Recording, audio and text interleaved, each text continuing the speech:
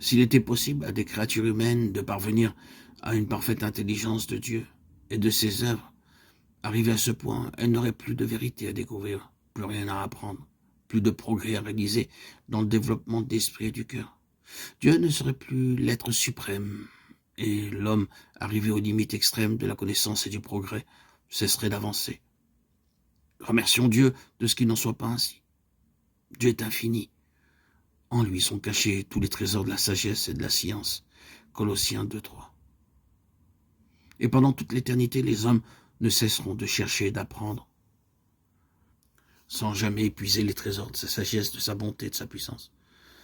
Il entre dans les desseins de Dieu que, même en cette vie, sa vérité continue à se dévoiler aux yeux de son Église. Et l'on ne peut obtenir l'intelligence de la parole de Dieu que par l'illumination de l'Esprit qu'il l'a donné.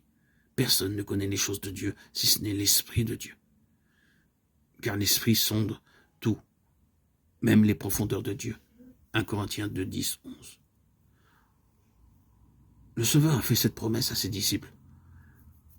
Quand le Consolateur sera venu, l'Esprit de vérité, il vous conduira dans toute la vérité. Il prendra de ce qui est à moi et vous l'annoncera. Jean 16, 13, 14. Dieu désire que l'homme fasse usage de ses facultés. Plus que toute autre étude, celle de la Bible les fortifiera et les ennoblira. Toutefois, il faut prendre garde de ne pas déifier la raison, qui est sujette aux faiblesses et aux infirmités. Si nous ne voulons pas que les vérités les plus évidentes de la Bible nous soient incompréhensibles, nous devons posséder la simplicité et la foi d'un petit enfant, être prêts à nous laisser instruire et implorer l'assistance du Saint-Esprit.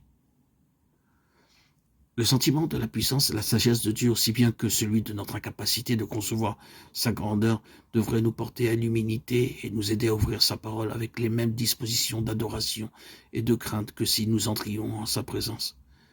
Dès qu'elle s'approche de la Bible, la raison humaine reconnaît une autorité supérieure à la sienne. Le cœur et l'intelligence doivent s'incliner devant le grand « Je suis ». Bien des vérités apparemment difficiles ou obscures deviennent claires et simples pour ceux qui cherchent à les comprendre avec humilité.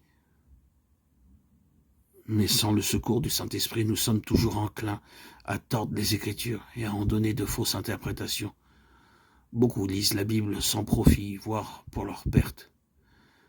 Quand on ouvre la parole de Dieu sans respect, sans prière, quand les pensées et les affections ne reposent pas sur Dieu ou ne sont pas en harmonie avec sa volonté, l'entendement est bientôt obscurci par le doute, et l'étude même de la Bible contribue à fortifier le scepticisme.